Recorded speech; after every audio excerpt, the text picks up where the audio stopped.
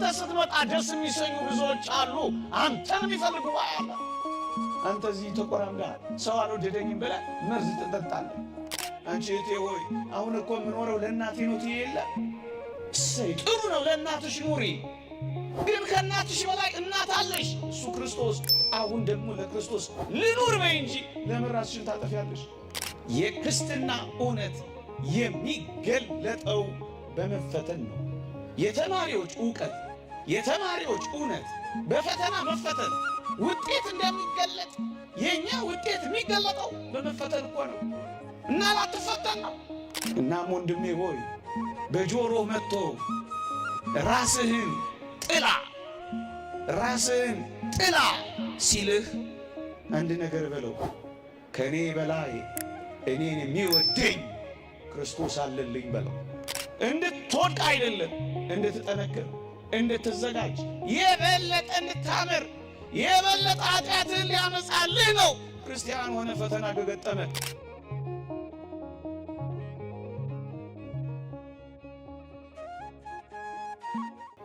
ዓለሙ ሁሉ ጠልቶኛል የሚል ብሶት ለምን ይሰማሃል?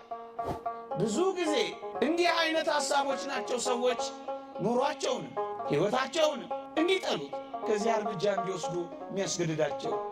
እኔ አንድ ቁም ነገር ልንገርህ አንተ ወጣት ሆይ፣ አንተ እኔና አንተን እያየ ብቻ ነው እንደተጠላላን የምትቆጥረው። አንተን የሚወድህ ስንት ጉባኤ ያለ መሰል። ምን ካልከኝ እንደ ደመና ዙሪያህን የከበቡህ መላእክት እኮ አሉልህ። መጽሐፍ ቅዱስ ይህንን ነው የሚናገረው። እንደ ደመና ዙሪያችንን የከበቡን ምስክሮች አሉልን ይላል። አንተ ላይ አይናቸውን የጣሉ የሰማያዊቷ ቤተ ክርስቲያን ጉባኤ እኔና አንተን ይፈልጋሉ። እነሱ ሳይታዩ ሲቀሩ ነው ሆድ የሚብስል። መልአክ እኮ አለልህ አጠገብህ።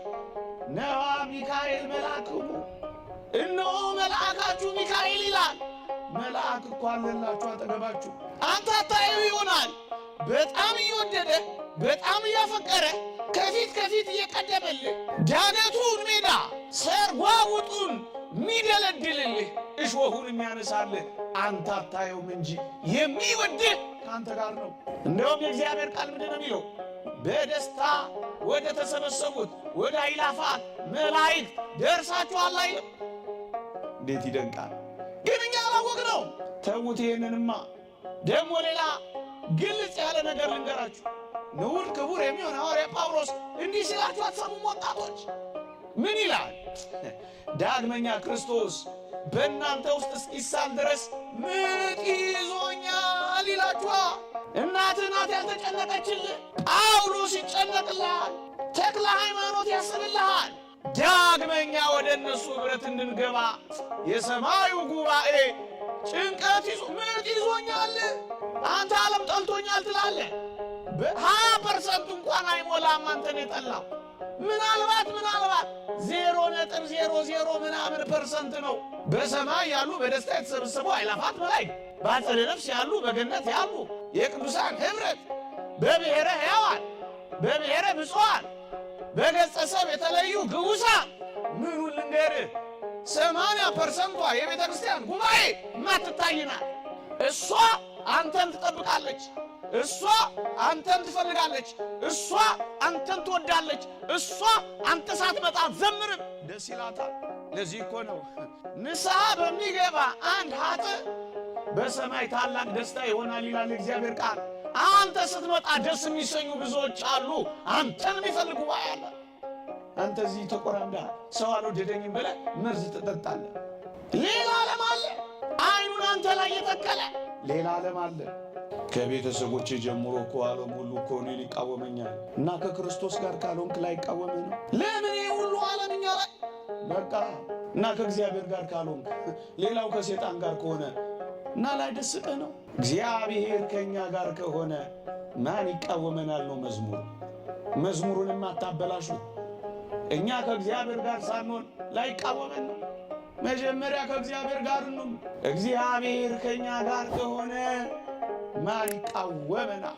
ዓለም ሁሉ ቢቃወመን እኛ ዓለሙን ሁሉ እንቃወመዋለን። ቅዱስ አትናቴዎስን አልሰማችሁትም? አትናቴዎስ ሆይ ዓለሙ ሁሉ እኮ አይወድህም አሉት። ንገሯት፣ እኔም አልወዳትም አለ። ምን ትወደዳለች? እየዘረፈች ምን ትወደዳለች? እርቃን እየቀረች ምን ትወደዳለች? በኃጢአቷ ክርስቶስን ዳግም እየሰቀለች ምን ትፈቀራለች? ምን ትወዷታላችሁ? እስኪ በሞቴ ምኗን ነው የምትወዱት? ይህ ጊዜያዊ መብረቅረቋል ተውኝ። ለጊዜው ቅን የምትመስል መንገድ አለች፣ ፍጻሜዋ ግን የሞት መንገድ ነው። ውሸቷን ነው ታታልላለች። እንዲት ጉብል ኑኑ ትላለች፣ ግን ውሸቷን ነች። ስትላችሁ ማስሟት በሞቴ ምን እንደምትል አልሰማችሁም?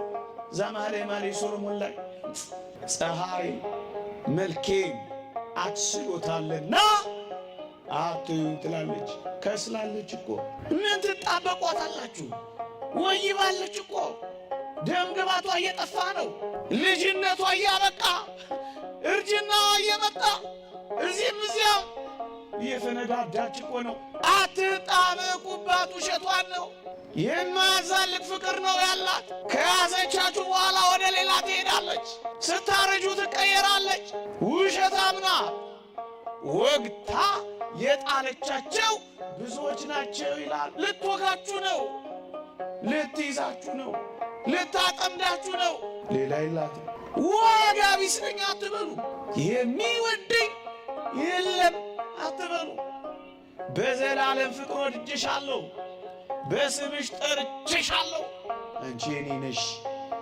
እንዴት ያለ ጥልቅ ድምፅ ነው ወገኖቼ! አቅመ ቢስ እንደሆነን የሚሰማን ኃይልን በሚሰጠኝ በክርስቶስ ሁሉን እችላለሁ ማለት ያልቻልለት ነው። አዎ አቅመ ቢስ እንሆናለን እና አቅም ከየት አመጣ? መሳሪያም ጊዜያዊ ነው፣ ጉልበትም ከጂ ነው፣ ወንበርም ተንሰራታች ነው፣ ዘመንም ተገለባባጭ ነው።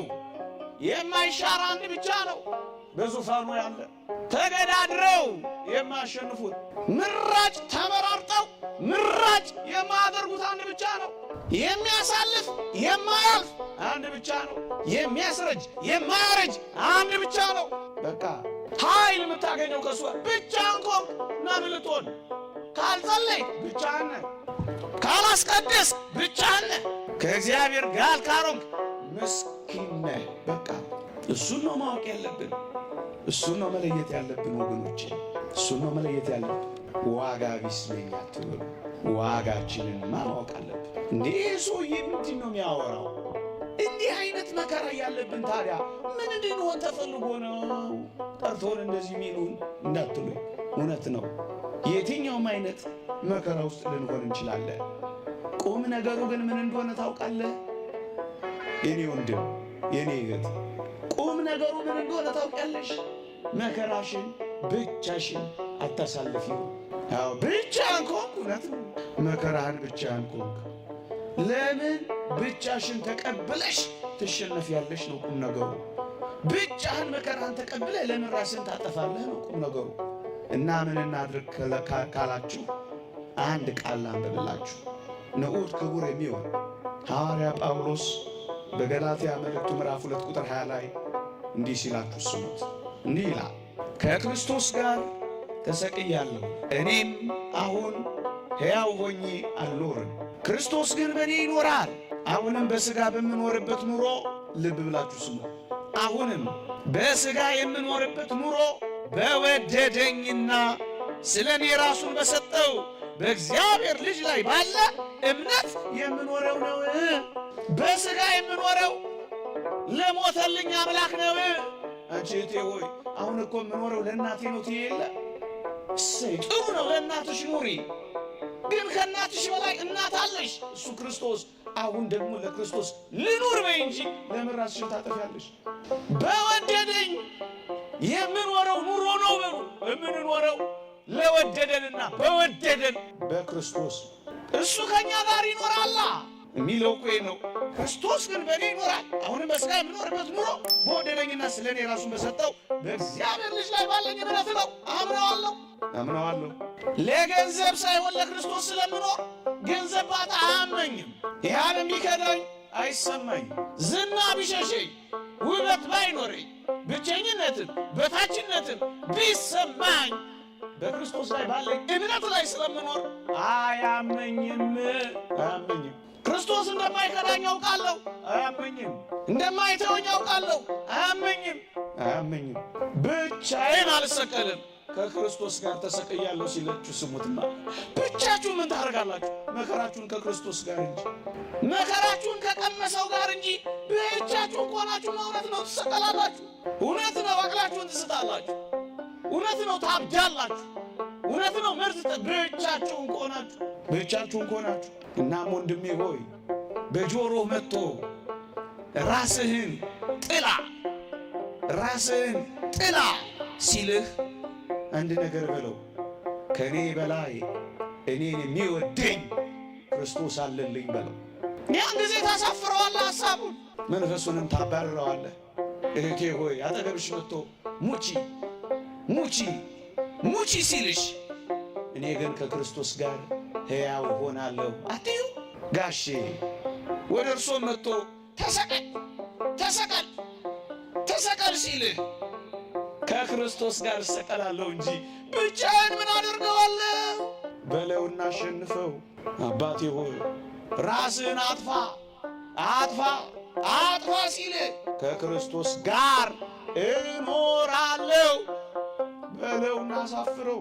ምክንያቱም አንድ ቁም ነገር እንዳትረሱ፣ እኛ የኛ አይደለም፣ አንተ ያንተ አይደለም፣ አንቺም አንቺ አይደለሽም። የእግዚአብሔር ቃል ግልጽ ነው የሚናገረው። በዋጋ ተገዝታችኋልና ለራሳችሁ አይደላችሁ። ያንተ መስሎ ነው ራስ ላይ የምትፈርደው።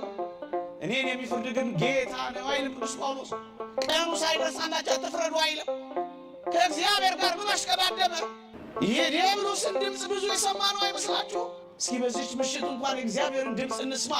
ዓለምን እያጠቆራት ዓለምን እያጨለማት ሲመጣ ለምን ወጥመድ ውስጥ እንገባለን? ብርሃን አለልን። በዋጋ ተገዝታችኋል፣ ለራሳችሁ አይደላችሁ። አንተ የራስህ እንደሆንክ ለምን ትቆጥራለህ? ባጭር ቃል አንተ ላንተ፣ አንቺ ላንቺ አደራ የተሰጠሽ ነሽ። የአደራ ንብረት ነህ፣ ዋጋ የተከፈለብህ። ይሄንን መርገጥ ከባድ አይደል? የሙሴን ሕግ የናቀ ያቃለለ 2 ወይም 3 ሰው ቢመሰክርበት ያለ ርኅራኄ ይሞታል ይላል። የክርስቶስን ደም ያቃለለ እንደ ርኩስ ነገር የቆጠረ መንፈሱንም ያክፋፋ እንዴት ይብስ የሚገባው ቅጣት የሚገባው ሌላ ቅጣት። እዚህ የተቀጣው ሳይበቃ እንደገና ሌላ ቅጣት። ያንተ አይደለም፣ አንተ አደራ። እኔ አደራ ነኝ፣ በቃ ስጦታ ነኝ፣ ለራሴ የተሰጠው ግን ለሱም ማስረክበው ስጦታ ብቻ ነኝ። ወገኖቼ በራሳችን ላይ መከራም ገጥሞብን ይሆን? አንዳንዶች በፈተና ተከበን እኮ ነው እና ክርስቲያን ሆነ ላትፈተን ነው። ደም ተቃብተ ስታበቃ ደም ተቃብተናል። ከዲያብሎስ ጋር ጠላትነት መስርተናል። የክርስቶስ መንጋ ከሆንን በኋላ ሴጣን አየኝ ብሎ መከራ የኛ አልመጮህ ይገባል እና ላይ ፈተና እኮ ኮመን ኮርሳችን እኮ ክርስቲያን ከሆንን የማይቀርልን። ይሄንን ተረሱታላችሁ? የተወደዳችሁ ኦርቶዶክሳውያን ለምን ተፈተንን? አንድ ሁለት ነገር ላስታውሳችሁ። በእኛ ውስጥ ያለው የክርስትና እውነት የሚገለጠው በመፈተን ነው። የተማሪዎች እውቀት፣ የተማሪዎች እውነት በፈተና መፈተን ውጤት እንደሚገለጥ የኛ ውጤት የሚገለጠው በመፈተን እኮ ነው እና ላትፈተን ነው። ብርቅ ነው። ይልቅ ድንቁ ፈተናን ማሸነፍ ነው። ለዚህ እኮ ነው ምስክሮች ድንቆች ናቸው፣ ስለዚህ ነፍስ የፈለገቻቸው የምናደንቃቸው ፈተናውን በመጠቅጠቃቸው ድፍን አድርገው በማለፋቸው። ሴጣንን እንድትደነቅ ከፈለግ ይልቅ ፈተናውን ለማለፍ ተዘጋጅ። እስኪ ልጠይቅህ አንተ ወንድሜ ሆይ ተፈተንኩ የምትል ከሆነ ለምን እንደሆነ ልንገርህ። ሊቃውንት ያሉትን ነው የምነግርህ። 3 ነገሮችን ልብ ብለህ አድምጠኝ። ማክሲመስ የተባለ ሊቅ እንዲህ ይላል፣ ለምን ተፈተንኩ ካልክ ይላል፣ አንደኛ ፈተና በአንዳንዶች ዘንድ ከቀደመ ኃጢአታቸው ሊያነጻቸው ይመጣል ይላል። ብርቱ ፈተና ካለህ ከኃጢአት ሊያነጻ እንደሆነ እመን። ሁለተኛ በሌሎች ዘንድ ደግሞ ፈተና አሁን ያላቸውን ፍጽምና የበለጠ ሊያሳምር ይመጣል ይላል። አሁን ጥሩ ነህ፣ የበለጠ ሊያሳምርልህ ፈተና ይመጣል። በቃ የበለጠ እንድትዋብ፣ የበለጠ እንድታምር፣ የበለጠ እንድትጠነክር ፈተና ይመጣል። ሁለት ሶስተኛስ እንዲሁም ይላል በሌሎች ዘንድ ደግሞ ሊመጣ ላለው መከራ እንዲዘጋጁ እየፈተነ ያጠነከራቸዋል። በቃ እንድትወድቅ አይደለም፣ እንድትጠነክር፣ እንድትዘጋጅ፣ የበለጠ እንድታምር፣ የበለጠ ኃጢአትህን ሊያነጻልህ ነው። ክርስቲያን ሆነ ፈተና ከገጠመ ከዚህ ውጭ አውድ ተጠልተህ አይደለም፣ ዋጋ ቢስ ሆነ አይደለም። ያለመፈለግ ስሜት እንደ ክርስቲያን ነህ።